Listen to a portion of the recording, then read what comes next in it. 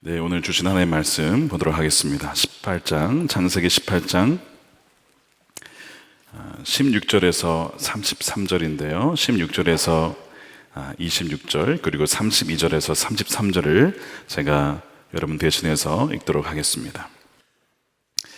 그 사람들이 거기서 일어나서 소돔으로 향하고 아브라함은 그들을 전승하러 함께 나가니라.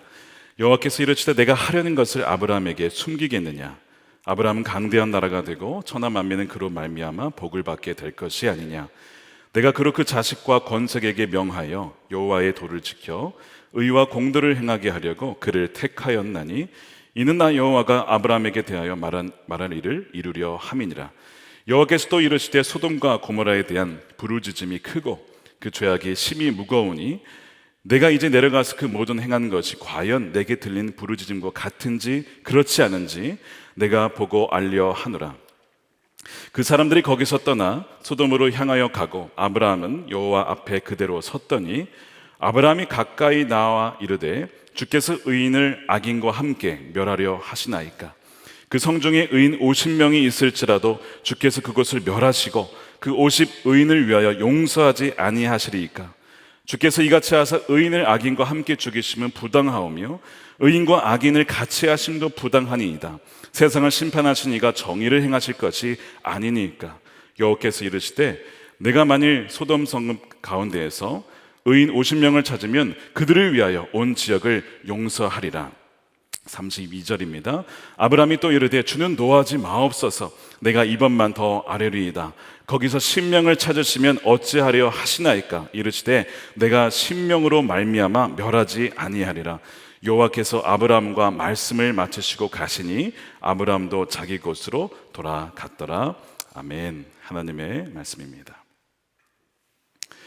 도시를 위한 중보 기도자로 서라 라는 제목의 말씀을 나누도록 하겠습니다. 우린 지지난주에 우리 창세기 18장 이 전반부를 살펴보았습니다. 하나님께서 인간의 모습을 하고 아브람과 사라를 만나러 오신 것이죠. 하나님이 찾아오신 것은 다름 아니라 바로 사라를 만나시고 어떤 그녀에게 믿음을 주기 위해서 친히 방문하셨습니다. 사라는 열방의 어미라는 새 이름을 받았지만 여전히 사라는 자신이 생명을 잉태할 것이라고 전혀 믿지를 못하고 있었습니다. 사라는 그러나 속으로 웃는 것조차도 알아차리시는 정말 놀랍고 두려우신 하나님을 거기서 경험을 하고 그때부터 비로소 하나님을 믿기 시작합니다. 약속하신 이분은 신실하신 하나님, 약속을 지키시는 분이시군 하는 것을 그가 믿게 되는 것이죠. 그래서 히브리서 11장에 보면 사라를 믿음의 여인으로 묘사를 합니다. 11장 11절이에요 1111입니다 잘 보세요. 믿음으로 사라는 나이가 지나서 수태할 수 없는 몸이었는데도 임신할 능력을 얻었습니다. 그가 약속하신 분을 신실하신 분으로 생각했기 때문입니다. 그러니까 사라가 언제 믿기 시작했는가? 바로 그날이죠. 바로 속으로 웃었다가 하나님을 만나게 된 바로 그때부터 그녀는 하나님을 믿기 시작한 것이었습니다. 바로 이것이 하나님이 방문하신 첫 번째 목적이었습니다. 그런데 하나님이 방문하신 것은 이것만은 아니었습니다. 두 번째 목적이 있었는데 그것이 오늘 본문의 주제입니다. 하나님은 소돔과 고모라에서 들려오는 어떤 울부짖음의 소리를 들으신 거예요. 그것 때문에 오신 겁니다. 20절에 보면 여호와께서 또 이르시되 소돔과 고모라에 대한 부르짖음이 크고 그 죄악이 심히 무겁다라고 하셨습니다. 자, 하나님은 속으로 웃는 사라의 웃음을 들으셨고, 두 번째로 소돔과 고모라에서 들려오는 울부짖음을 들으시는 거예요. 하나님은 우리의 신음과 우리의 기도를 들으시는 주님이신 줄로 믿으시길 축복합니다. 하나님은 다 들으신다는 거예요. 자, 그러면 하나님은 지금 이 자신에게 들려오는 이 울부짖음이 무엇인지를, 과연 그것이 진짜인지를 알아보려 하신다는 것이죠. 그래서 21절에 보면 내가 이제 내려가서 그 모든 행한 것이 과연 내게 들린 부르짖음과 같은지를 확인해 보겠다. 여러분, 이 울부짖음이 무엇일까요? 그 뒤에 보면 큰 죄악이라고 있습니다. 그러니까 뭔가 죄악과 관련된 울부짖음이죠. 그것은 바로 뭐냐면 희생자의 울부짖음입니다. 어떤 압제자의 폭력과 억압에 의한 피해자의 울부짖음이 바로 그거예요. 그래서 그것이 구체적으로 무엇이었을까? 에스겔 선지자가 소돔의 죄악을 이렇게 기록을 합니다. 에스겔 16장 49절에요. 내 아우 소돔의 죄악은 이러하니 그와 그의 딸들에게 교만함과 음식물의 풍족함과 태평함이 있으며 또 그가 가난하고 궁핍한 자를 도와주지 아니하며 거만하여 가증한 일을 내 앞에서 행하였음이라. 그러므로 내가 보고 곧 그들을 없이 하였느니라. 자, 여기에 보면 교만하여서 풍족함에도 불구하고 가난하고 또한 궁핍한 자를 도와주지 않았다라는 것이 소돔의 죄라는 것이죠. 여러분, 도와주지 않는 것이 죄가 될까요? 예, 그렇습니다. 우리가 마땅히 도울 수 있음에도 불구하고 도와주지 않는 것은 죄라는 거예요. 현대법에도 사마리아인의 법이 있어요. 도와줄 수 있는지 도와주지 않으면 죄라는 것입니다. 요한일서 3장 17절에 누구든지 세상 재물을 가지고 있으면서 자기 형제 자매의 궁핍함을 보고도 마음문을 닫고 도와주지 않으면 어떻게 하나님의 사랑이 그 사람 속에 머물겠습니까? 그 사람은 하나님의 사람이 아니라는 것입니다. 그러니까 이 가난한 자를 돕지 않은 것은 경범죄가 아니라 하나님께는 엄청난 죄가 될 수 있다는 거죠. 지난 여름에 나태죄를 이렇게 정의를 했습니다. 주님이 주신 사명에 사랑과 열정이 없는 상태가 나태다. 그러니까 우리가 적극적으로 짓는 죄가 있지만 적극적으로 하지 않는 죄가 있다는 것입니다. 그것이 나태예요. 이웃을 향해서, 어려운 이들을 향하여서 열정으로 사랑하지 않고 돕지 않는 것은 그건 큰 죄라는 것입니다. 이것이 소돔의 죄라는 거예요. 또한 이 소돔의 죄는 무엇이냐? 바로 인색함입니다. 인색함은 탐욕에서 오는 것이지. 더 많이 가지려고 하다 보니까 나누질 못하는 거예요.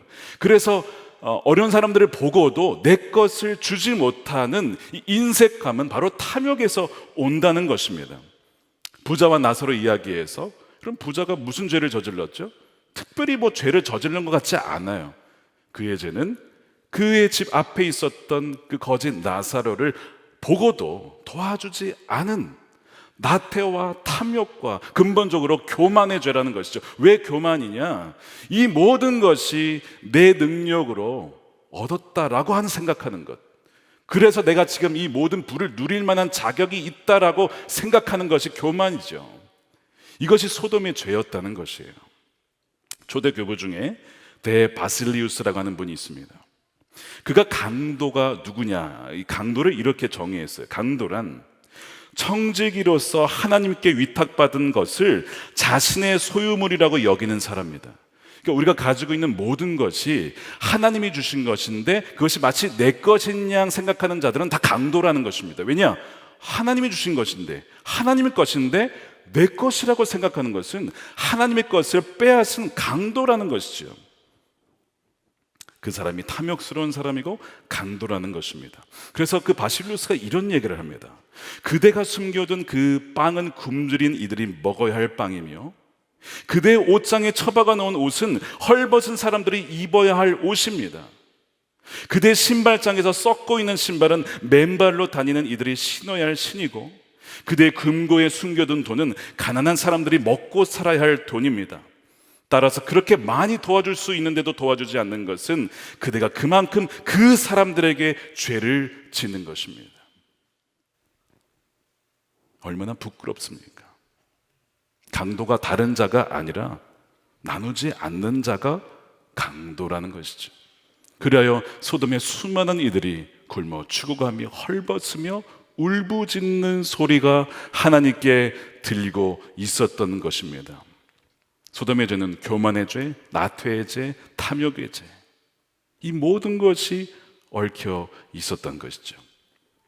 우리 몇 년 전부터 교회에서 하는 너무나 중요한 행사가 있죠. 올해도 있는데요. 교회 밖 성탄절입니다. 여러분, 성탄절이 되면 자연스레 이런 생각을 합니다. 성탄절 선물과 특히 아이들은 올해는 무슨 선물을 받을까? 자기 생일도 아닌데 선물을 벌써 기대하고 있어요. 그래서 외국에서는 이런 운동이 있습니다. Christmas is not your birthday라고. 당신의 생일 아니라고, 크리스마스는. 아이들에게는 동심을 파괴하는 것이긴 한데 그건 맞는 거죠. 크리스마스는 우리 주님의 생일이시죠. 그래서 이 교회박 성탄절의 목적은 무엇이냐면, 성탄절이 되어도 선물을 받지 못하는 아이들, 누릴 수 없는 아이들과 그 가정들을 선별을 합니다. 그래서 우리 복지관과 연계해서 형제교회와 미자립교회와 연계해서 어려운 가정, 올해는 300가정을 선별을 해서 그 가정과 아이들에게 선물을 나눠주는 거예요. 그 아이들도 선물을 받을 자격이 있다. 하나님의 사랑을 전해주는 것입니다. 그래서 이 모든 것은 내가 주는 것이 아니고 누가 주는 거예요? 하나님이 주시는 거라는 것이죠. 이건 내가 주는 게 아니라는 거예요. 주면서 생생을 내시면 안 됩니다. 이건 전적으로 하나님이 주시는 것이고 하나님은 나를 통해서 여러분에게 주신 것입니다. 이렇게 해야 된다는 것이죠. 그래서 이 긍휼 사역이라는 것, 교만과 인색함을 치료하는 아주 중요한 훈련이에요. 이거는 그냥 되지 않습니다. 훈련해야 됩니다. 믿음으로 훈련해야 돼요. 그래야만 우리의 인색함을 치유할 수가 있습니다. 그러니까 이번에 우리 교회박 성탄절 행사는요, 도시와 지역사회를 섬길 수 있는 또한 절호의 기회요, 우리의 교만과 인색함을 치료할 수 있는 훈련입니다. 이번 주 20일부터 시작이 됩니다. 많이 신청해 주시기를 부탁을 드립니다. 바로 이 소돔과 고모라의 부르짖음은 가난한 자들, 헐벗은 자들의 부르짖음이었습니다. 그래서 우리가 보통 이 소돔과 고모라의 죄를 이야기할 때 이 부분은 잘 언급되지 않는 죄죠. 이것을 잊어서는 안 된다는 것입니다. 그러나 이 도시의 죄는 이것만이 아니었다는 것이죠. 그들은 교만하여서 그 뒤에 보면 가증한 일을 행했다라고 했습니다. 이 가증한 일이 무엇일까? 베드로 후서 2장 7절에 보시면 이렇게 되어 있습니다. 함께 읽어볼게요. 시작. 그러나 무법한 자들의 방탕한 행동 때문에 괴로움을 겪던 의로운 사람 롯은 구하여 내셨습니다. 무법하다는 것은 법이 없다는 것이죠. 기준이 없다는 것입니다. 자신이 기준이고 자신의 소견에 옳은 대로 행했다는 것인데 바로 그것이 소돔이에요. 그리고 이 방탕이라고 하는 단어는 아셀게이아, 성경에서 거의 대부분 성적 타락을 가리킬 때 쓰는 단어입니다. 그래서 음탕하다, 호색, 음란이라고 번역이 됩니다. 그래서 부부 안에서만 허용이 되는 그 성을 그 바깥에서, 간음은 물론이고 동성애를 포함하는 것, 바로 이것이 바로 아셀게이아라고 하는 방탕한 행동입니다. 그래서 이것이 하나님 앞에 가증한 행동이었다는 것이죠. 그래서 영어 단어 중에 소돔이라고 하는 단어가 있어요. S-O-D-O-M-Y. 소돔이라는 어떤 의미인데 무슨 뜻이냐? 남색이라는 단어입니다. 남색. 바로 이 소돔이라는 단어에서 나온 단어죠. 남색이라는 단어예요. 더 놀라운 일은 그들은 무법한 자였기 때문에 죄를 죄로 여기지 않는다는 거예요. 너무나 당당하게 드러낸다는 것입니다. 이것이 소돔의 죄였습니다. 자, 이사야 3장 9절에요. 그들의 안색이 자신들의 죄를 고발한다. 그들이 소돔과 같이 자기들의 죄를 드러내놓고 말하며 숨기려 하지도 않는다. 그들에게 화가 미칠 것이다. 그들은 스스로 재앙을 불러들인다. 이 소돔과 고모라에 대한 죄의 표현입니다. 그들은 죄를 죄로 여기지 않고 당당하게 죄를 행했다라는 것이죠. 자, 그래서 이 소돔의 죄를 요약하면 첫 번째, 가난한 자들을 돕지 않은 것이고요. 두 번째, 교만했고, 세 번째, 가증한 일을, 이 동성애를 포함한 성적으로 방탕한 삶을 살았고, 네 번째, 죄에 대해서 당당했다는 것입니다. 이것이 소돔의 죄입니다. 그래서 이 예언자들에게 이 소돔과 고모라는 죄악을 상징하는 도시로 자주 등장하죠. 예레미야 23장 14절에 보면 이제 내가 예루살렘의 예언자들에게 끔찍한 일들을 보았다. 그들은 간음을 하고 거짓말을 한다. 악행을 저지른 자들을 도와서 어느 누구도 죄악에서 떠날 수 없게 한다. 내가 보기에 그들은 모두 소돔 사람들과 같이 되었고 예루살렘의 주민은 고모라가 같이 되었다. 소돔과 고모라의 죄가 훗날 유다 백성들의 죄가 되었다는 거예요. 소돔과 고모라는 단지 어떤 한 도시의 라이프 스타일이 아니라 영적인 문제라서 전염성이 있다는 거예요. 유다 훗날 몇백 년 뒤에 유다 사람들에게도, 그리고 지금 오늘날에도 이 소돔의 죄는 만연해 있다는 것이죠. 유럽과 미국과 한국에서 우리가 보고 있는 것은 바로 이 소돔의 죄라는 거예요. 교만하고 방탕하고 음란하며 인색하고 탐욕스러운, 이것은요, 시대가 지금 이 아브라함 때부터 지금까지 4,000년이 흘렀습니다. 그러면 인류는 진보했을까요? 물론 과학적으로는, 기술적으로는 진보했습니다. 그러나 인간의 이 타락한 본성은 하나도 변하지 않았다라는 것이 성경의 진단이에요. 성경이 보는 인간은 물론 하나님의 형상대로 지음받았기 때문에 존귀한 자이지만 동시에 타락한 본성을 가진, 악한 본성을 가진 자라는 것이죠. 이것이 이 성경이 보는 인간의 모습입니다. 하나님은 이것을 보셨어요. 들으셨어요. 그리고 이것을 심판하시겠다라고 하는 것입니다. 그런데 오늘 본문을 가만히 읽어보시면 좀 특이한 점이 발견이 돼요. 하나님은 그 사라의 속 웃음까지도 들으신 분이십니다. 우리의 마음을 다 아시는 분이에요. 그런데 뭐라고 하시냐면, 지금 그 소돔과 고모라에서 진짜 그런 일이 벌어진지를 직접 가서 보시겠다는 거예요. 여러분, 이상하지 않습니까? 다 아시는 분이 왜 직접 가서 보시려고 하실까요? 또한 16절을 보시면 사라와 대화를 마친 다음에 하나님은 소돔으로 방향을 틀어 가시는데 걸어가십니다. 그리고 아브라함이 하나님을 따라가요. 16절에 보세요. 그 사람들이 떠나라고 일어서서 소돔이 내려다보이는 대로 갔다. 아브라함은 그들을 바르다 주려고 함께 얼마쯤 걸었다는 거예요.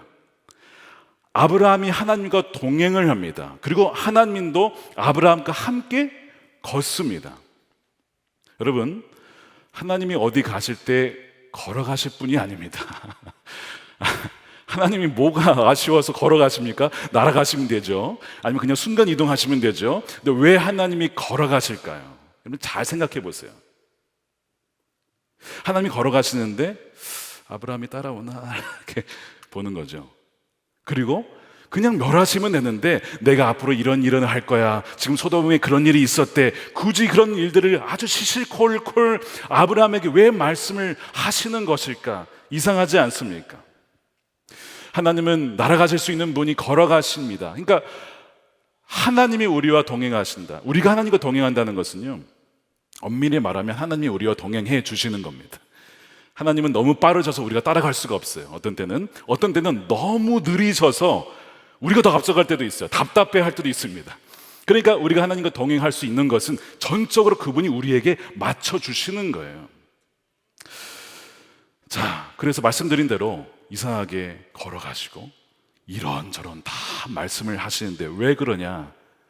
아브라함과 함께 동역하고 싶고 그를 통해서 뭔가 역사를 일으키고 싶기 때문에 지금 그렇게 하시는 겁니다. 17절에 보시면 여호와께서 이르시되 내가 하려는 것을 아브라함에게 숨기겠느냐. 하나님은 아브라함을 친구로 여기십니다. 그래서 자신이 하시고자 하는 일을 마치 친구에게 다 얘기하듯이 그렇게 얘기하시는 거예요. 그리고 그에게 소돔에 대한 이야기를 하신 것이고, 그래서 그와 함께 걷는 것입니다. 그러면서 아브라함의 반응을 기다리시는 것이죠. 그 얘기는 아브라함에게 지금 초청하시는 겁니다. 하나님이 하시고자 하는 일을 그를 통해서 행하시려고 초청하시는 거예요. 그러면 그를 통해서 하시고자 하는 일이 무엇이냐? 19절에 보면 하나님이 왜 아브라함을 택하셨는지를 드디어 여기에서 말씀을 하세요. 자, 19절입니다. 내가 아브라함을 선택한 것은 그가 자식들과 자손을 잘 가르쳐서, 첫 번째, 나에게 순종하게 하고, 두 번째, 옳고 바른 일을 하도록 가르치라는 뜻에서 한 것이다. 그의 자손이 아브라함에게 배운 대로 하면 나는 아브라함에게 약속한 대로 다 이룰 것이다. 이 두 가지예요. 하나님께 순종하게 하고, 또한 옳고 바른 일을 하도록 가르치라는 뜻에서 그의 자손들을 가르치고 그의 후손들을 가르치고 결국에는 수많은 민족들을 하나님께로 돌아오게 하려고 아브라함을 택했다는 것입니다. 그 이유를 말씀하시는 거예요. 다시 말해, 내가 너를 통해 이 지금 엉클어진 세상을 바로잡을 것이다. 너는 제사장이야. 너는 나와 세상 가운데 서서 기도하며 간구하며 죽어가는 저 백성들을 돌아오게 하는 제사장으로 내가 너를 택한 거야 라고 말씀을 하시는 것이죠. 그래서 지금 이 소돔과 고모라에서 이런 일이 벌어지고 있어. 그들은 망해야 되는데 너 어떻게 할 거야? 하나님은 지금 묻는 것이죠. 너 가만히 있을 거니? 아브라함이 하나님이 어떤 마음을 갖고 계신지를 알았어요. 왜 하나님 나와 걸으시지? 왜 하나님이 이 모든 일을 나한테 말씀하시지? 그 이유를 알게 된 거예요. 그래서 그가 어떻게 하느냐? 22절에 보세요. 아브라함은 여호와 앞에 그대로 섰더니라고 되어 있습니다. 그대로 섰다. 아브라함이 가다가 그대로 섰어요. 하나님 앞에 딱 섭니다. 여러분, 이것은 그냥 선 게 아닙니다. 하나님 앞에 섰다라고 하는 이 표현은 관용구예요. 뭐냐면 중보자로 선다는 의미입니다. 세상과 하나님 사이에, 망해가는 그 세상과 하나님 사이에 서서 하나님 저들을 살려주십시오라고 할 때 그 중보자로 선다는 의미이죠. 예를 들어서 모세가 그랬어요. 하나님께서 이스라엘 백성들을 애굽에서 건지셨는데 아까 우리가 기도했잖아요. 그들이 어떻게 했죠? 불평했어요. 우리를 죽이려고 합니까? 우리를 왜 구원하셨습니까? 물도 없는 곳에서, 음식도 없는 곳에서 막 불평을 쏟아내니까 하나님이 이들을 멸망시켜야겠다. 근데 그때 어떻게 하죠? 모세가 하나님 앞에 서서 하나님 이들을 살려주십시오. 하나님의 백성을 죽이면 하나님의 이름이 뭐가 됩니까? 자기의 백성들을 광야에서 죽였다라고 하면 하나님의 이름이, 영광이 가려지지 않습니까? 중보하는 거예요. 그래서 시편 106편 21절에서 이렇게 얘기를 합니다. 애굽에서 큰 일을 행하신 그의 구원자 하나님을 그들이 잊었다는 것이지요. 23절에 그러므로 여호와께서 그들을 멸하리라 하셨으나 그가 택하신, 여기도 택하심이 나오네요. 모세가 그 어려움 가운데에서 그의 앞에 서서 그의 노를 돌이켜 멸하시지 아니하게 하였도다. 모세가 어디에서 배웠을까요? 바로 아브라함입니다. 그러니까 원조는 아브라함이에요. 지금 아브라함이 소돔과 고모라와 하나님 그 사이에 서서 하나님 앞에 딱 선 거예요. 그러면서 이제 기도를 시작하는 겁니다. 하나님께 요청을 드리는 것이죠. 23절입니다. 아브라함이 가까이 하나님께 나아가 이르되 주께서 의인을 악인과 함께 멸하려 하시나이까? 그 중에 의인 50명이 있을지라 주께서 그것을 멸하시고 의인 50을 위하여 용서하지 아니하시겠습니까? 여러분, 아브라함도 그 도시가 얼마나 악한 도시인지를 잘 알고 있습니다. 그러면 악한 도시면 여러분 망해야겠죠? 멸망시켜야겠죠? 그런데 왜 아브라함은 의인 50명을 위하여 용서하지 아니하시겠냐라고 기도하는 것일까요? 소돔에 롯이 살아서요? 물론 그럴 수 있습니다. 근데 그것이 아니었어요. 만일 아브라함이 롯을 살리기 위해서, 물론 그것도 있었겠지만 롯을 살리기 위해서 기도했더라면 그는 이렇게 기도할 필요가 없었어요. 이렇게 기도했을 겁니다. 하나님의 의견에 전적으로 동감합니다. 야, 그 소돔과 고모라는 벌써 망했어야 될 도시입니다. 싹 쓸어버리십시오. 그러나 하나님, 롯과 그의 가족들은 좀 살려주시면 좋겠습니다. 그들만 싹 빼주시고 이 모든 이들은 싹 다 멸망시켜 주십시오. 이렇게 기도하면 아주 심플하잖아요. 그런데 오늘 기도에는요, 롯이 등장하지 않습니다. 롯과 그의 가족들이 나오지 않아요. 그는 단지 롯만을 생각한 것이 아닙니다. 정말 그 소돔에 사는 불쌍한 사람들을 다 품고 지금 기도하고 있는 거예요. 비록 그들이 죄인이긴 하지만 그들에게 기회를 달라라고 지금 기도하고 있는 것입니다. 소돔 전체를 그가 품고 있는 거예요. 물론 아브라함은 하나님이 공의로우신 분임을 알았습니다. 악을 그냥 넘어갈 수는 없습니다. 여러분, 공의로우신 하나님이 악을 그냥 넘어가면 공의로운 하나님 맞습니까? 아니죠. 반드시 악을 멸하셔야 공의로운 하나님이에요. 근데 그것을 이용해서 아브라함이 이렇게 기도를 하는 거죠. 23절에 아브라함이 주님께 가까이 가서 아뢰었다. 주님께서 의인을 기어이 악인과 함께 쓸어버리시겠습니까? 공의로운 하나님은 맞는데 만일 의인을 같이 죽이면 공의로운 하나님 아니지 않습니까? 말 되네. 이렇게 되는 거죠. 하나님이 어떤 분임을 잘 알고 있었어요. 하나님과 동행하면서 그분의 성품을 알았습니다. 악인을 멸하시는 것이 하나님의 성품은 맞는데 만일 거기에 의인이 있다면 같이 죽이는 것은 이건 불의한 일이 아니냐는 거죠. 그래서 일단은 50명으로 시작하는 거예요. 40명, 30명, 20명. 그게 10명까지 줄어드는 것이죠. 25절에 보세요. 주께서 이같이 하사 의인을 악인과 함께 죽이시면 부당한 것입니다. 불의한 일이십니다. 하나님은 그렇게 행하실 분이 아니라고 하는 것이죠. 정의를 행하실 분이 아닙니까? 라고 하는 거예요. 그러니까 그는 지금 하나님의 공의의 이 성품의 기초에서 기도를 하고 있어요. 여러분, 너무나 귀한 중요한 기도의 원리입니다. 하나님이 어떠한 분이시냐를 기초로 기도하는 것이 응답받는 기도의 원리거든요. 그러니까 하나님, 이 공의를 행하시되 그러나 의인을 같이 명하시면 안 되지 않습니까? 그러니까 다 같이 살려주십시오. 기회를 더 주십시오 라고 기도하는 것이죠. 또한 한편으로 아브라함이 알고 있는 하나님은 어떤 분이시냐?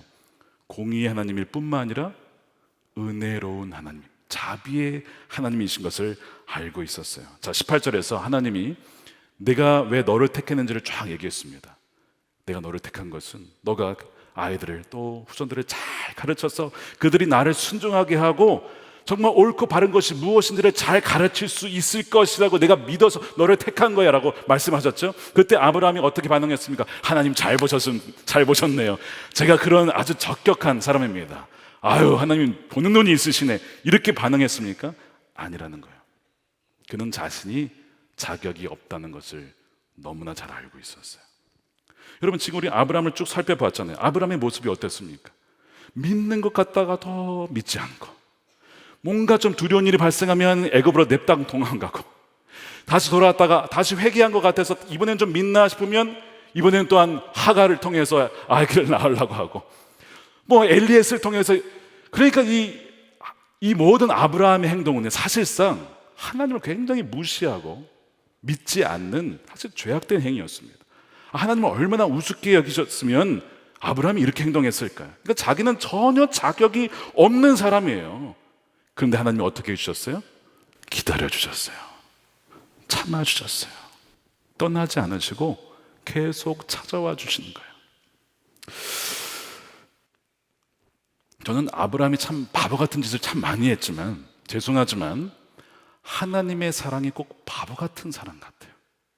아니, 이렇게 정말 저 같으면 벌써 버렸을 텐데 하나님은요, 아브라함을 버리지 않는, 우리가 보통 사랑의 눈먼 당신 따로 없어요. 하나님이 사랑의 눈먼 당신이에요. 아브라함을 떠나지 않고 계속 찾아오시는 거예요. 내가 너를 기다려줄게. 내가 너가 믿음이 없는 거 나도 잘 안다. 아브라함아, 좀만 믿어봐. 좀만 기다려봐. 나를 정말 믿어버려. 그러면서 막 별을 보여주시고 막 온갖 하나님이 그를 어떻게 설득해 보려고, 여러분, 그렇게 하시는 하나님의 모습을 한번 상상해 보세요. 지금까지 그렇게 온 것이잖아요. 아브라함이 그걸 알고 있었어요. 하나님이 나를 어떻게 사랑하셨고 기다리셨는지를 너무나 잘 알고 있었습니다. 하나님은 은혜의 하나님이십니다.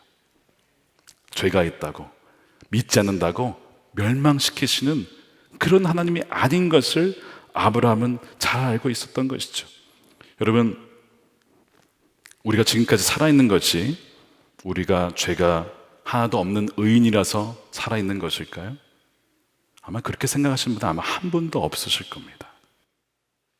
그 완벽하게 공의로우신 하나님께서 우리의 속 생각과 마음까지도 읽는 그분께서 정말 공의롭게 우리를 판결하신다면요, 우린 벌써 다 죽었을 겁니다. 벌써 다 심판받았을 거예요. 음식을 먹다 죽든지 차를 타고 가다 죽든지 벌써 죽었을 거라고요. 그런데 우리가 왜 살아있습니까? 전적인 그분의 긍휼하심이에요. 자비하심입니다. 예수님께서 그 얘기 하셨어요. 실로암 탑이 무너져서 죽은 18명, 그 사람들이 예루살렘에 있는 다른 모든 사람들보다 더 많이 죄를 지어서 죽은 것이 아니다라고 하셨습니다. 만약 공의라는 잣대를 들이대면 모두 망할 수밖에 없다라고 말씀하셨어요. 우리 모두가 죄인이라는 것입니다. 사건 사고를 보면서 그들이 죄가 많아서 죽었구나, 가지 말아야 할 것을 가서 망했구나, 그렇게 생각하지 말라는 것입니다. 물론 그러한 심판이 있을 수도 있겠죠. 그러나 십자가는 우리에게 말하는 거예요. 나보다 더 큰 죄인은 없다라는 것입니다. 만약 그것을 깨닫지 못했다면 아직 십자가를 모르는 것이지, 경험하지 못한 것이고 통과하지 못한 것입니다. 우리가 자격이 있어서 하나님 앞에 설 수 있는 것이 전혀 아니라는 것입니다. 그런 사람은 단 한 사람도 없습니다. 우리들도, 아브라함도 하나님 앞에 설 수 있는 사람은 아무도 없는 거예요. 그런데 하나님은 아브라함을 보러, 우리를 만나시러, 아니 우리 안에 아예 임재하셨어요. 좌정하셨어요. 그것이 전적인 그분의 은혜라는 것을 깨달아야 된다는 것이죠. 아브라함은 그것을 알았어요. 공의의 하나님이시죠. 그는 동시에 은혜의 하나님이시다, 용서의 하나님이시다, 사랑의 하나님이시다, 다시 한번 기회를 주시는 하나님이심을 그가 알았습니다. 수차례 자기가 용서받고 용납받고 다시 일어설 수 있는 기회를 수차례 주셨다는 것을 너무나 잘 아니까, 하나님, 이들도 저에게 행하신 것처럼 용서해 주십시오. 불쌍히 여겨 주십시오. 다시 한번 기회를 주십시오. 그렇게 기도하는 거죠. 창세기 18장 24절, 26절에 의인 50을 위하여 용서하지 아니하시리이까. 그 뒤에 보면 하나님이 그 50명 때문에 온 지역을 용서하리라 라고 하십니다. 근데 이 단어가 히브리어로 나사인데요, 영어로 번역을 용서하다, 그러니까 forgive라고 쓰지 않았습니다. 뭐라고 썼냐면 spare라고, 남겨두다라고 했어요. 왜 forgive를 쓰지 않고 spare라는 단어를 썼는지 아십니까? 용서하다는 것은 죄를 없애주는 거잖아요. 근데 공의의 하나님이신데 그 죄를 그냥 없이 할 수 있습니까? 못 하시죠. 그러면 공의 하나님 아니거든요. 그렇기 때문에 그냥 forgive가 아니고 일단은 봐주는 거예요. 그것이 spare입니다. 기회를 더 주는 거예요. 기다려주는 거예요. 참아주시는 거예요. 그래서 spare라고 하는 것입니다. 한글 번역은 용서라고 했기 때문에 약간 헷갈릴 수는 있어요. 그러나 본래 의미는 집행유예를 해달라는 뜻입니다. 죄인은 맞지만 그러나 다시 한번 기회를 주십시오. 그리하여 다시 한번 하나님께 나아갈 수 있는 찬스를 달라는 것이죠. 죄인은 맞지만 집행을 유예시킬 수는 있지 않습니까? 왜요? 자신이 그런 은혜를 받았기 때문에, 수차례 받았기 때문에. 이 소돔과 고모라의 도시에 있는 사람들도 집행유예를 해 주십시오. 의인 10명만 있다면 그들로 인하여서 다른 사람들도 그 의인 10명으로 말미암아 하나님을 알 수 있는 그 은혜의 기회를 주십시오 라고 지금 아브라함은 눈물로 기도를 드리고 있는 것이죠. 자신도 그렇게 안 믿다가 하나님의 은혜로 창세기 17장에서 하나님을 믿게 되고 할례, 우리로 얘기하면 이제 세례를 받게 되거든요. 하나님이 자신을 심판하지 않고 집행유예를 하셨기 때문에 자신도 믿을 수 있었고 죄사함을 받을 수 있었다는 것, 그래서 이들도 남겨달라는 것입니다. 이 표현이 로마서에서 나와요. 남겨두시는 은혜, 다른 표현으로 얘기하면 간과하시는 은혜입니다. 로마서 3장 25절이에요. 우리 함께 읽어볼게요. 시작. 제가 읽겠습니다. 이 예수를 하나님이 그의 피로써 믿음으로 말미암는 화목제물로 세우셨으니 이는 하나님께서 길이 참으시는 중에 전에 지은 죄를 간과하심으로. 소돔의 죄가 아니라는 게 아니에요. 죄가 맞아요. 심각한 죄입니다. 근데 그거를 잠시 묻어두겠다. 너에게 기회를 주겠다. 간과하심으로 자기의 의로우심을 나타내려 하심이니. 그리고 십자가에 그 예수 그리스도를 보내주시고, 너희가 그때는 몰라서 죄를 지었지만 이제는 분명하게 회개할 수 있는 길을 내가 열어주었다는 것이죠. 간과하시는 은혜가 있었기 때문에 우리가 살 수 있었다는 것입니다. 아브라함은 그것을 깨달은 자예요. 그래서 그것을 가지고 지금 기도를 드리는 것입니다. 지난주에 한 초등학생이 저에게 카드를 보내왔습니다. 근데 제가 읽으면서도 이게 초등학생의 고백이 맞는지 여러 번 좀 확인을 했습니다. 왜 그런지 한번 들어보세요. 목사님, 저는 올해 8월에 선한목자교회에 왔는데 그 전보다 배운 것이 너무 많습니다. 제가 배운 것 중 가장 아름답다라고 생각되는 것은 제가 예수동행 일기를 매일 쓰면서 예수님을 마음으로 알게 되었고 예수님 없이 살 수 없게 되었다는 것입니다. 목사님, 저는 사실 정말 큰 죄인이고 사람들이 보면 하나님이 쓰지 못하는 사람입니다. 하지만 제가 하나님께 나아가 기도하고 회개할 때마다 넌 특별한 사람이야. 내가 널 쓸 거야 하셔서 정말 감사했습니다. 저는 정말 믿음이 없고 교만하고 악한 사람인데 하나님은 저 같은 사람도 포기하지 않으시는 걸 보고 정말 많이 울기도 했고 웃기도 했습니다. 글씨체는 분명 초등학생인데 카드 내용은 권사님입니다. 권사님, 아니야, 글씨체 보면 초등학생이 맞아요. 내용은 권사님이에요. 나중에 장로님이 될지도 모릅니다. 갈렙교에서 왔나 싶으면 아니, 초등학생이 맞아요. 제가 이 카드를 읽는데 얼마나 감동이 되었는지. 새벽에 그걸 받았는데 다음 세대에 소망이 있다. 하나님께서 소돔과 고모라에 10명만 있어도 도시를 멸망시키지 않겠다고 했는데 이 성남이 살아남는 것은 아마 그 아이 때문이 아닐까 라는 생각이 들 정도입니다. 아브라함은 이 은혜를 깨달은 것이죠. 그래서 소돔을 남겨달라고, 집행유예해달라고 저에게 행하신 것처럼 그렇게 간청을 하는 것입니다. 그랬더니 하나님께서 그 10명 때문에 내가 멸하지 않겠다. 32절에 그 10명 때문에 멸하지 아니하리라. 지금 아브라함이 중보자로 하나님과 소돔 사이에 서 있습니다. 중보자였던 것이죠. 그런데 바로 이것이 유일한 의인이신 예수님의 기도였어요. 예수님께 십자가에서 자신에게 못 박는 이들을 위해서 이렇게 기도를 합니다. 저들을 용서해 주십시오. 저들은 지금 자신들이 무엇을 하는지 전혀 알지 못합니다. 저들을 용서해 달라는 거예요. 그리고 온 인류가 받아야 될 죄의 대가를 자신이 십자가에서 다 지신 거예요. 우리의 죄를 다 그분이 십자가에서 지시는 완벽한 사랑, 완벽한 의로움. 예수님 때문에 다시 아브라함이 이렇게 물을 수 있게 된 겁니다. 하나님, 의인 한 명을 찾으시면 어찌하려 하십니까?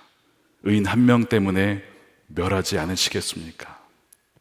하나님이 이렇게 말씀하십니다. 그래, 그 의인이 예수 그리스도라면, 내 아들 예수 그리스도라면 내가 멸하지 않으리라.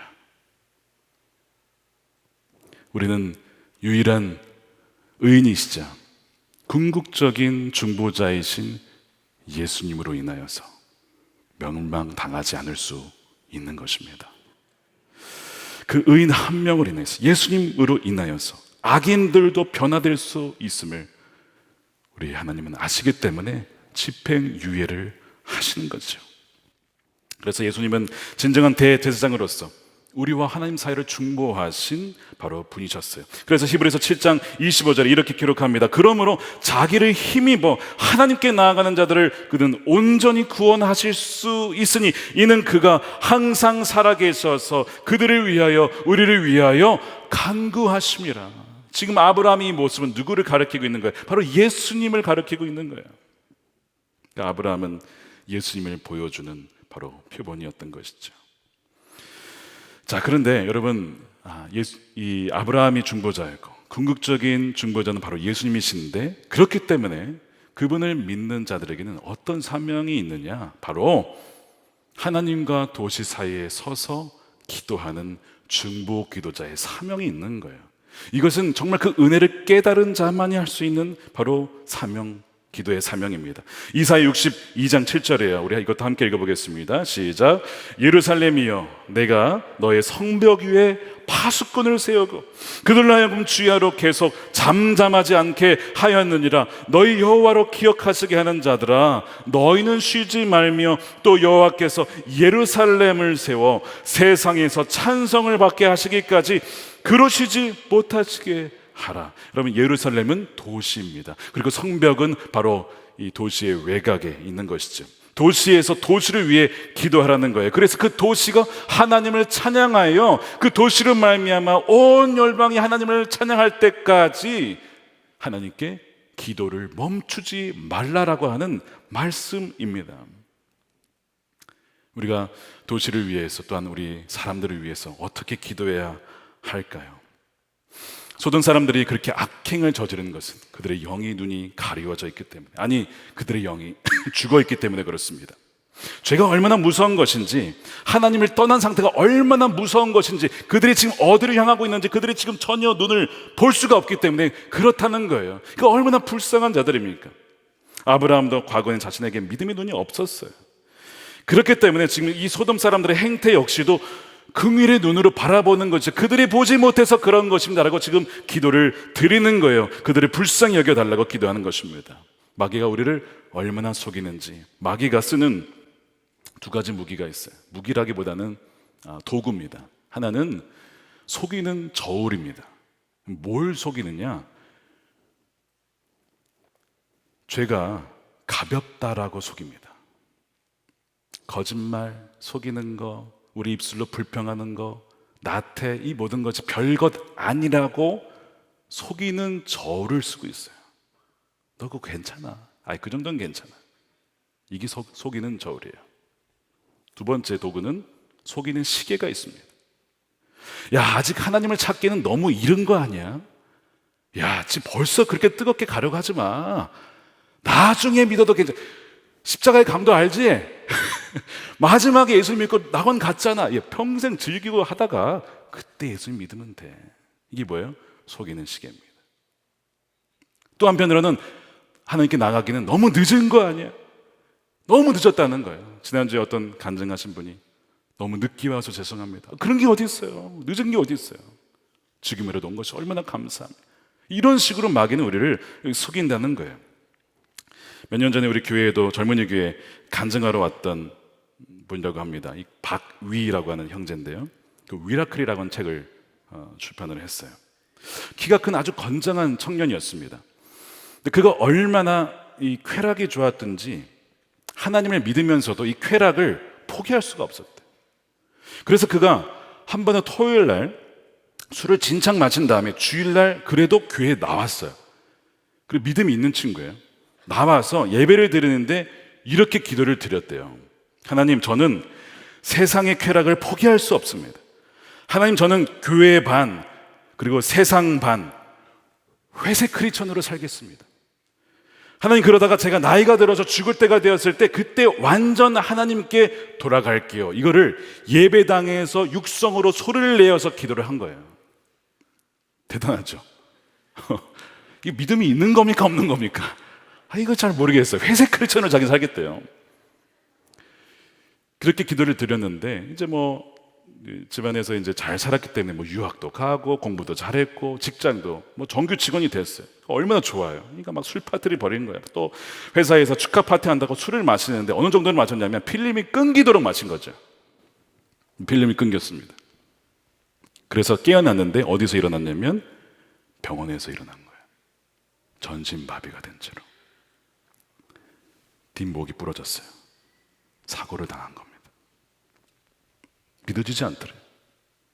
의식이 있고 자기 몸이 보이는데 몸을 꼼짝할 수가 없는 거예요. 의사가 그런 얘기를 했답니다. 이 청년은 앞으로 손가락 하나 까딱하지 못할 겁니다.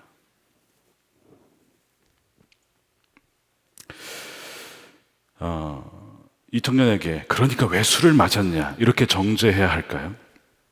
그도 그때는 마귀에게 속은 겁니다. 속이는 시계. 지금 실컷 즐기다가 나중에 다 늙어서 죽기 전에 하나님께 완전히 갈 수 있을 때가 있을 거라고 속은 거죠. 세상 반, 하나님 반, 그렇게 양다리 걸치고도 하나님을 믿을 수 있을 거라고 속은 겁니다. 얼마나 많은 청년들이, 얼마나 많은 사람들이 여기에 속고 있는지 모릅니다. 그는 영적으로 보지 못하는 자였어요. 그가 얼마나 많은 회개를 했는지 모릅니다. 손가락 까딱 하나 하지 못한다고 했는데 어느 날 손가락이 까딱했어요. 난리가 났습니다. 가족들이 파티가 벌어졌어요. 술 파티가 아닙니다. 이거는 하나님을 찬양하는. 그리고 말을 하게 되고 팔을 움직이게 되고 휠체어에 앉게 되고 스스로 움직일 수 있을 정도가 되었어요. 이제는 수많은 사람들의 영적인 눈을 띄워주는 하나님의 청년으로, 간증자로 그렇게 증언을 하고 하고 있습니다. 여러분, 도시를 위해서, 도시 영혼들을 위해 기도할 때 눈이 열리도록 기도하는 것 얼마나 중요한지 몰라요. 사도 바울이 에베소에 있는 성도들을 위해서 편지를 쓰면서 그들을 위해서 기도한 것은 단 하나입니다. 뭘 기도했는지 아십니까? 그것이 에베소서 1장에 나오는데요, 단 하나예요. 그들의 마음의 눈을 열어주십시오 라는 기도였습니다. 17절이요. 에베소 1장 17절에 우리 주 예수 그리스도의 하나님이신 영광의 아버지께서 지혜와 계시의 영을 여러분에게 주셔서 하나님을 알게 하시고 마음의 눈을 밝히 열어주셔서, 밝혀주셔서 하나님의 부르심에 속한 소망이 무엇이며 성도들에게 베푸시는 하나님의 영광스러운 상속이 얼마나 풍성한지를 여러분이 알게 되고 보게 되기를 원합니다. 보면 끝난다는 것이죠. 모든 문제는 보지 못하기 때문에. 밭에 감추어진 보화를 발견한 사람, 어떻게 자신의 전 재산을 팔아서 그렇게 헌신했냐고요? 단 하나입니다. 받기 때문에 그래요. 받기 때문에.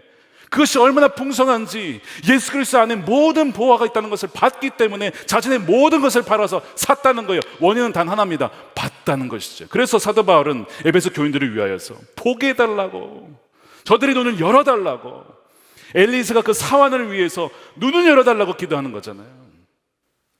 우리가 도시를 위해서 기도해야 되는 것이 바로 그거예요. 저들이 눈을 열어 주십시오 라고 기도해야 되는 것입니다. 그래서 보지 못하면 망하는 것이고 보면 사는 것입니다. 이번 너무나 안타까운 이태원 사고 때 경찰로서 그때 그 현장에서 그 사람들을 살리느라 열심히 섬겼던, 일했던 김태겸이라는 경사님이 계세요. 지금 이제 비록 이 안타까운 사건이겠지만 그 경사님의 그 살리고자 했던 수많은 것들이 영상으로 이제 돌면서 소위 이제 영웅으로 이렇게 칭송을 받고 있는데요. 근데 그가 하는 인터뷰에서 울면서 이렇게 고백을 하는 거예요. 경찰관으로서 제 소명을 다하지 못했습니다. 면목이 없습니다. 죄송합니다. 그런 고백을 하더군요. 출동 신고를 받고 가서 필사적으로 살리고자 해서 많은 사람들을 살리긴 했지만 너무나 많은 사람이 죽었다는 것은 바로 나의 책임, 자기의 문제라는 것을 그렇게 고백을 하는 거예요. 저는 그 얘기를 보는데 이것이 교회가 해야 될 사실은 고백 아닌가. 우리가 청년들을 위해서, 우리가 다음 세대를 위해서 더 사랑하지 못하고 더 기도하지 못해서 그런 것입니다 라고 하는 그 고백을, 그 회개 기도를 해드려야 되는 건 아닌가. 제 자신부터 그런 마음을 가지고 기도했습니다. 그 영혼들의 울부짖음이 있지 않았겠습니까? 하나님, 저도 살고 싶어요. 그 영혼은 모르지만 그렇게 하나님 죽어가는 그 영혼들 속에서 무엇이 들렸겠습니까? 하나님께 울부짖음이 들렸겠죠. 울부짖음이. 근데 그 울부짖음을 우리가 듣지 못하고 듣고도 아무것도 하지 못했다면 그 책임은 누구에게 오느냐? 그 믿는 사람들에게 오는 거 아니에요? 왜냐하면 도시가 멸망을 당하면 책임을 누구에게 묻느냐? 하나님 뭐라고 하시냐면 파수꾼에게 묻겠다고 했습니다. 파수꾼이 소리치지 않냐고 외치지 않았기 때문에 그 피해의 값을 파수꾼에게 묻겠다는 것입니다. 누가 파수꾼이에요? 아까 우리가 파수꾼이잖아요. 우리가 중보기도를 부름받은 것인데 우리가 기도를 더 하지 못해서, 바로 이 경찰의 고백은 우리 그리스도인들의 회개, 기도요 고백이어야 된다는 것이죠. 우리가 더 기도하지 못한 태만의 죄라는 것입니다. 지금 아브라함이 이제 공의를 기초로, 또한 은혜를 기초로 지금 기도를 하고 있는 거예요. 하나님, 도시를 위해서 기도합니다. 소돔인 사람들을 불쌍히 여겨주시고 저들의 눈을 열어주셔서 지금 멸하지 마시고 집행유예를 해 주십시오라고 그렇게 기도하고 있는 것입니다. 마찬가지로 우리도 도시를 위해서 그렇게 기도하라고 주님은 우리를 부르신 거예요. 수많은 영혼들이 죽어가며 울부짖고 있다라는 것을 여러분, 우리는 알아야 한다는 것입니다. 그리고 그 믿음으로 기도할 때에 살아난다는 것이죠. 매월 첫째 주 금요일에 다음 세대를 위한 안수 기도를 하고 있어요. 지난 11월 4일에도 약 100여 명의 어린아이들과 청소년들을 위해서 기도를 했습니다. 저도 기도를 섬겼는데 저는 이제 기도 카드를 다 스캔을 해가지고 보관을 합니다. 각 교구에 혹은 필요한 연결해야 될 부분이 있으면 보내드리고 제 자신도 기도를 기억하기 위해서 그렇습니다. 아이들이 어떤 기도를 하는지 아십니까? 어떤 아이가 이런 기도를 드렸어요. 하나님, 큐티를 대충 하는 마음을 없게 해주세요. 큐티를 대충 했나 봐요. 그거를 기도했습니다. 어떤 아이는 엄마와 언니들에게 안 까불게 해주세요. 얼마나 귀엽든지요. 그런데 이런 기도들도 있었습니다. 하나님, 우리 아빠가 예수님을 믿게 해주세요. 근데 그 다음에 다른 애가 왔어요. 근데 그 아이도 아빠가, 또한 아빠, 내가 친구들이 예수님을 믿게 해주세요.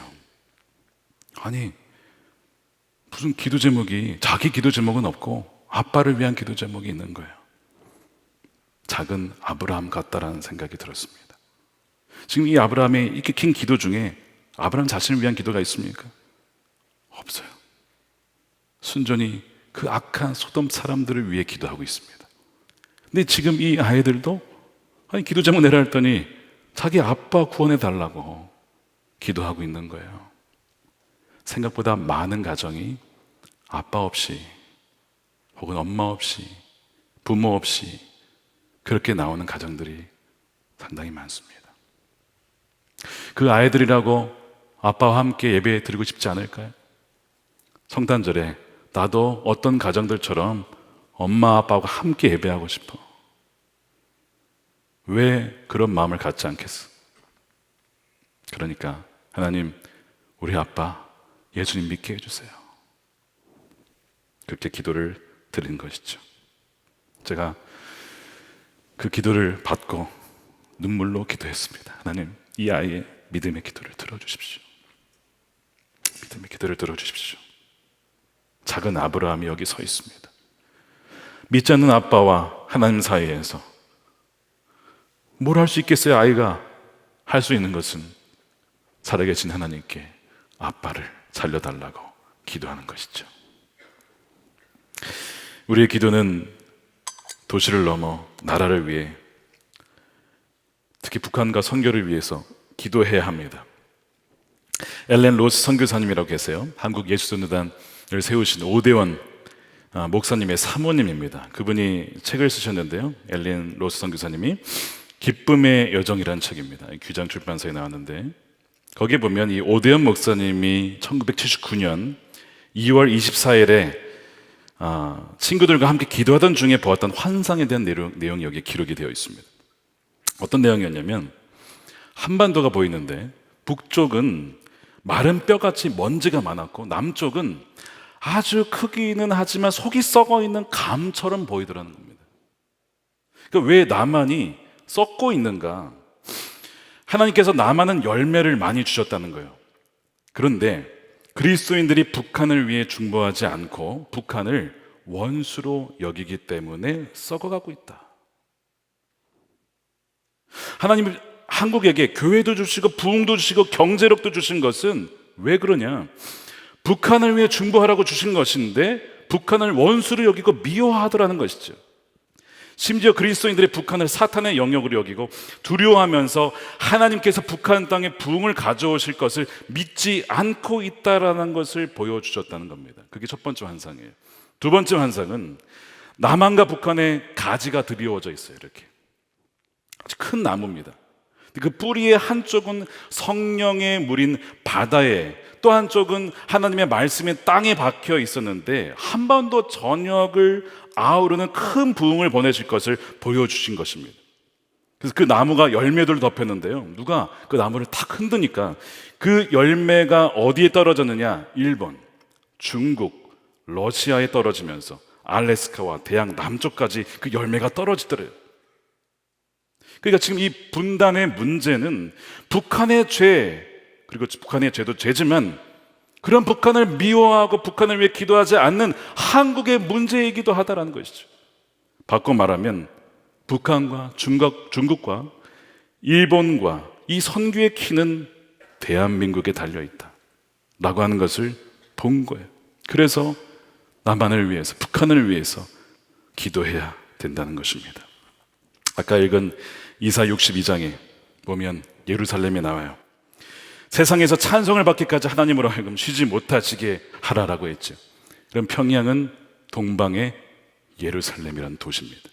그렇게 불렸던 도시죠. 그래서 우리가 아는 길선주 목사님이 심우하시던 장대현 교회가 그 평양이라는 도시에 세워져 있었어요. 근데 지금은 뭐가 세워져 있습니까? 그 장대현교회 터 위에 김일성 부자 동상이 세워져 있어요. 그 도시가 다시 예루살렘으로 하나님께 찬송을 드리는 그날이 오기까지 뭘 쉬지 말라고요? 기도를 쉬지 말라고 우리에게 그 사명을 주신 거예요. 그러니까 우리의 도시를 향한 사명은 우리 한국, 이 성남, 서울, 한국만이 아니라 평양의 예루살렘, 정말 그 예루살렘을 위하여서 우리가 기도해야 된다는 것입니다. 그럴 때에 바로 도시가 회복이 되고 나라가 회복이 되어지고 복음으로 통일이 되는 때가 반드시 오게 될 줄로 믿습니다. 사랑하는 여러분, 도시에서 울부짖는 소리가 들려옵니다. 복음을 알지 못하고 예수님을 알지 못하여서 죽어가는 수많은 청년들과 사람들의 부르짖는 소리가 들려와요. 살고 싶은데 어떻게 살아야 할지 몰라서 엉뚱한 곳으로 가는 수많은 청년들이 있다는 것입니다. 죗값이 가볍다라고 하는 마귀의 속이는 저울에 속고 있고, 또한 속이는 시계에 의해서 지금은 하나님 그렇게 열심히 할 필요 없다라고 속는 사람들도 얼마나 많은지 모릅니다. 소돔이 따로 있는 것이 아니라 지금 우리가 살아가는 이 도시가 바로 소돔과 같은 곳입니다. 마귀의 압제와 결박을 당하여서 죽어가는 애들이 참 많아요. 그러나 하나님은 그들을 멸망시키려 하기보다는 살리기를 원하세요. 그래서 아브라함에게 이 뜻을 보여주신 것이고 저와 여러분들에게 그 뜻을 알리시고 기도하라고 하신 것입니다. 우리가 그 믿음으로 기도할 때 가정이 살아나고, 또한 도시가 살아나고, 또한 나라가 살아나고, 이 한반도가 살아나게 될 줄로 믿습니다. 그 믿음 가지고 우리 중보기도자의 사명을 감당하는 저와 여러분들의 삶이 되시기를 주님의 이름으로 축원합니다. 우리 함께 찬양하시겠습니다.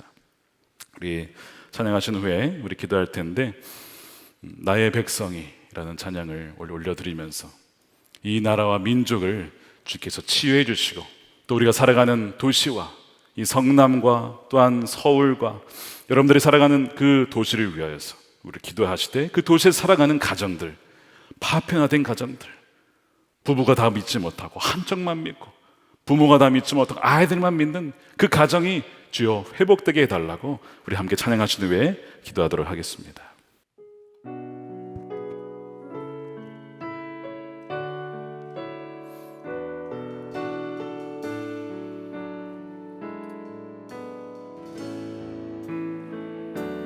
나의 백성이 다 경비하여 내게 기도하며 나의 얼굴을 구하여서 그 악한 길 떠나며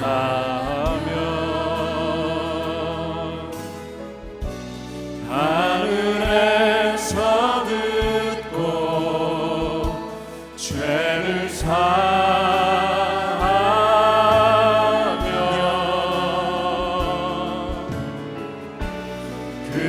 그들의 땅을 고치리라.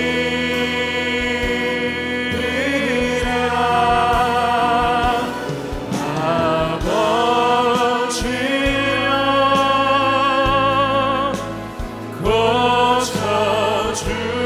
고쳐주소서.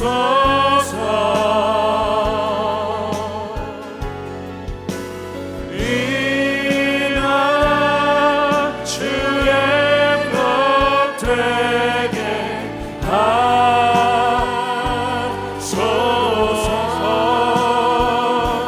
주 하나님 간절히 기도하오니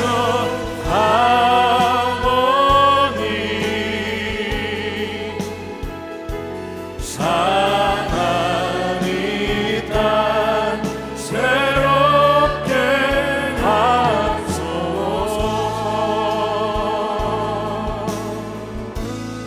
무릎 꿇고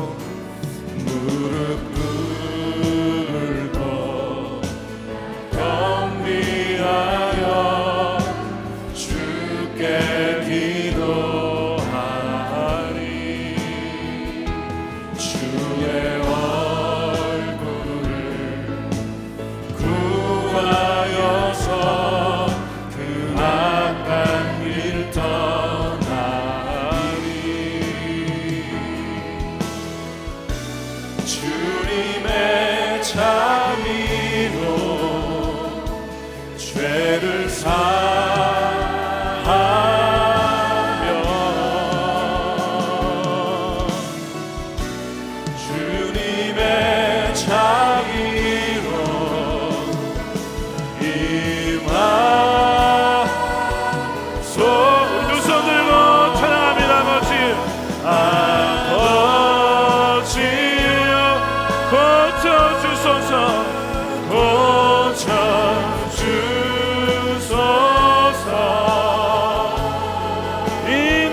주의 것 이 나라 주의 것 되게 하소서.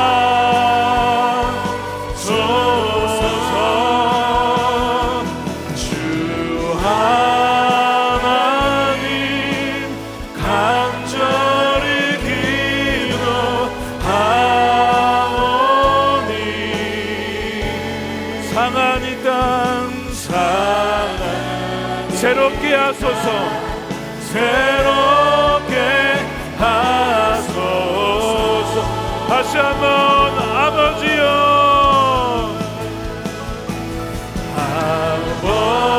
아버지여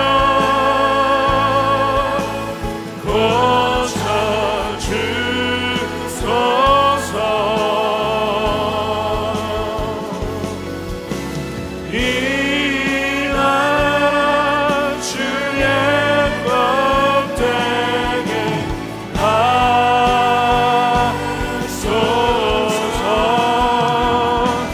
주 하나님 간절히 기도하오니 상한 이 땅 새롭게 하소서.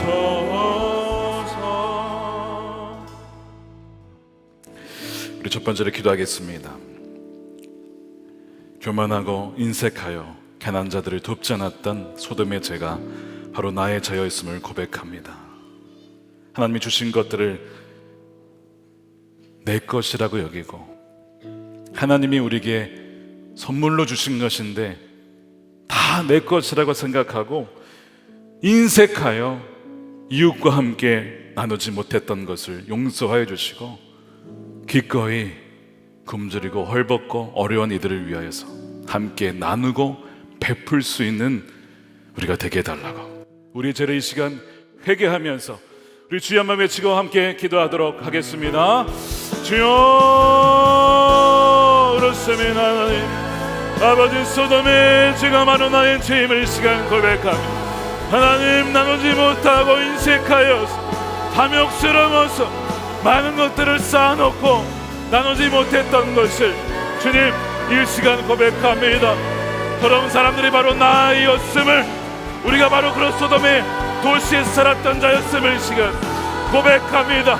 멸망당할 수밖에 없고 망할 수밖에 없는 자임을 고백하오니 주여 우리를 불쌍히 여겨 주시옵소서. 의인이신 예수 그리스도의 중보기도로 말미암아 구원받는 은혜를 누린 이 자비의 은혜를 주여 잊지 않게 하여 주시옵시고 하나님이 거저 주신 생명 하나님이 베풀어 주신 모든 것을 기꺼이 주의 나라를 위하여 우리 형제들을 위하여서 이 성남과 아버지 우리 집안에 우리 백성들을 위하여 베풀 수 있는 아버지 넉넉한 자가 되게 하여 주시옵소서. 소돔의 죄를 아버지 반복하여 짓는 어리석은 자가 되지 않게 하여 주시옵시고 자신의 모든 것을 내어 사랑하신 그 사랑을 우리도 담게 하여 주시고 우리에게 모든 것을 베풀어 주신 그 하나님 아버지 그 예수 그리스도의 사랑을 닮아 우리도 모든 것을 내어 사랑하게 하소서. 우리의 인색함과 나태함과 우리의 교만함을 주여 치유하여 주시고 예수 그리스도 십자가에 이미 우리 모든 죄악은 죽었음을 고백하오니 주여 성령으로 우리를 새롭게 하여 주시고 베푸는 자 사랑하는 자로 살아가게 하여 주시옵소서. 마태복음의 그 말씀대로 주여 생각게 하여 주시옵소서. 우리 두 번째로 기도하겠습니다. 우리 마음의 눈, 우리 영의 눈을 활짝 열어 주옵소서. 이렇게 기도합시다. 우리 사도 바울이 에베소 성도들을 위해서 기도했던 것처럼 그들의 마음의 눈을 열어주시고 지혜와 계시의 영을 부어 주옵소서.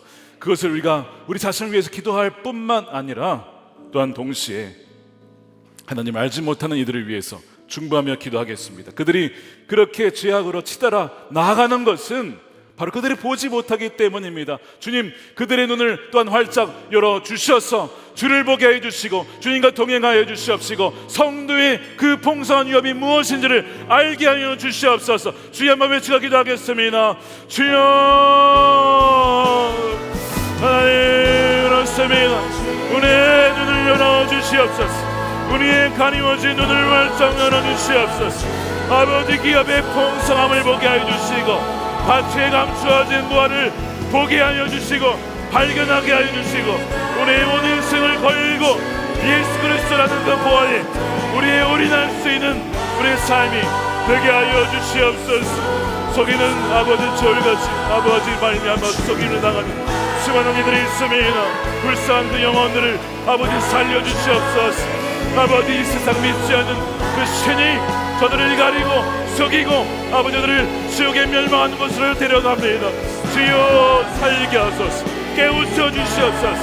일으켜 주시옵소서. 할렐루야. 아버지 정령으로 이 시간 충만하게 해주시옵소서. 우리가 달려갈 길과 걸어갈 길 또 우리가 누구와 함께 해야 되며 무엇을 위해 살아가야 되며 우리의 시간과 에너지와 상황을 어디에 사용해야 될지 분명히 알게 하여 주셔서 이 짧은 인생 하나님 정말 보람되고 하나님 영원한 가치가 있는 일에 우리 인생을 드릴 수 있도록 하나님 인도하여 주시옵소서. 할렐루야. 성도의 아버지 그 영광의 풍성한 소망이 무엇인지를 알게 하여 주시옵소서. 할렐루야. 찬양하며 우리 모든 성도들에게 그 영의 눈을 허락하여 주옵소서. 하나님의 마음을 열어주시옵시고 주님의 눈으로 바라보게 하여 주시옵시고 그 눈으로 아버지 세상을 바라보며 영혼을 위해 기도하며 궁으로 기도해 나갈 수 있도록 인도하여 주시옵소서. 찬양합니다. 주님 감사합니다. 시와 계시 영을 풍성하게 부어 주옵소서.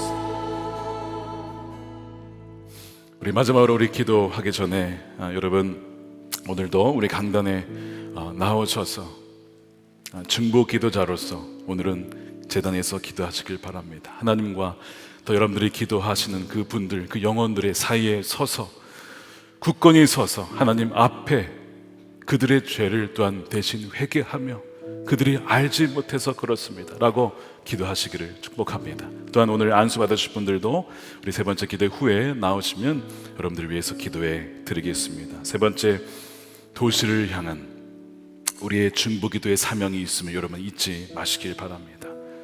여러분 도시 안에 살아가는 사람들, 도시는 건물이 아니라 결국에는 사람들입니다. 영혼들입니다. 울부짖음이 있다는 겁니다. 그 영혼의 울부짖음, 죽어가는 그 영혼들의 울부짖음, 그 안에 갈망을 어떻게 채워야 할 줄 몰라서 그렇게 방황하며 울부짖는 그 영혼들의 울부짖음을 주여 불쌍히 여겨주시고 그들을 위해서 하나님 아버지 앞에 나아가며 기도합니다. 예수 그리스도의 보혈을 의지하여 기도하오니 그들을 아버지 살려주옵소서. 그렇게 중보기도자의 사명을 가지고 소돔과 같은 이 도시에서 죽어가는 영혼들을 살리는 하나님 우리가 되게 해달라고 우리 다시 한번 주여 한번 외치고 기도하도록 하겠습니다. 주여 그렇습니다. 수많은 영혼들이 죽어갑니다. 울부짖으며 아버지 죽어갑니다. 하나님 그 영혼들을 살려주옵소서. 그 아들들의 딸들의 기도에 응답하여 주 아빠를 살려주옵소서. 우리 엄마를 살려주옵소서. 우리의 친구들을 살려주옵소서. 울부짖으며 기도하는 아버지 하나님 그 기도에 응답하여 주시옵소서. 하나님 살아계신 하나님 진실하신 하나님 그 아이들의 기도에 응답하여 주셔서 온 가정이 예배하게 하소서. 온 가정이 하나님을 찬양하게 하시고 온 가정이 하나님께 감사하게 하소서. 가정 예배로 주 앞에 영광을 올려드리게 하소서. 손잡고 예배하게 하여 주시고 하나님 예배당에 앉고 손잡게 나오게 하시고 또 세상을 향하여 섬기는 자로 서게 하여 주시옵소서. 우리 청소년들과 우리 아버지 수능을 마친 우리 고3 수험생들 우리 청년들이 있음에나 주님 그들의 영혼을 붙잡아 주옵소서. 그들의 영혼을 건져 주시옵소서. 그들의 영혼을 살려 주시옵소서. 할렐루야. 주님 영혼들의 불쌍히 여겨주시옵소서. 아버지 그들의 죄를 회개하며 그들의 죄를 대신 회개하며 주여 간과하는 은혜 간과시켜주시는 은혜 아버지 너그럽게 봐주시는 은혜 기다려주시는 은혜를 허락하여 주옵소서. 우리에게 그렇게 행하신 것처럼 그들에게도 그렇게 은혜를 베풀어 주시옵소서. 하나님, 은혜 하나님, 사랑의 하나님, 자비의 하나님, 용서의 하나님, 아버지 그 은혜를 부어주시옵소서. 이 나라를 불쌍히 여겨주옵소서. 북한을 불쌍히 여겨주시옵소서. 이 남한을 불쌍히 여겨주옵소서. 남한의 태만과 탐욕을 용서하여 주옵소서. 아버지 북한을 원수를 했던 지역들, 나의 민족을 기대했던 주여 우리의 강박함과 우리의 그 악의를 주여 용서하여 주시옵소서. 더욱더 기도하며 나가기를 원합니다. 주여 아버지 이렇게 돌아가며 주님 아버지 사랑의 아버지 하나님의 사랑의 하나님의 사랑의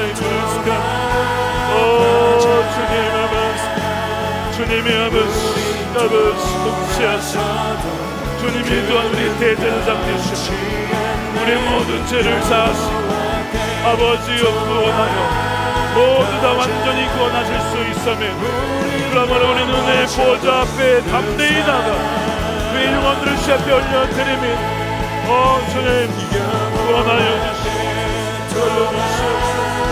하나님 살려주옵소서. 아버지 일으켜주시옵소서. 그 가정을 일으켜주시옵소서. 아버지가 돌아오게 하소서. 온 가정이 주 앞에 예배하는 자여 주시옵소서. 온 가정이 주를 예배하게 하소서. 온 가정이 주를 찬양하게 하소서.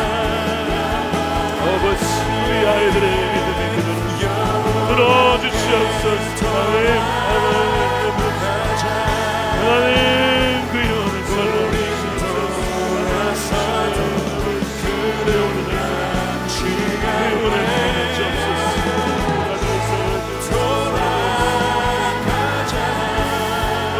주님 자비하라 살려주시옵소서. 그 예수 그리스도 한 영혼을 인하여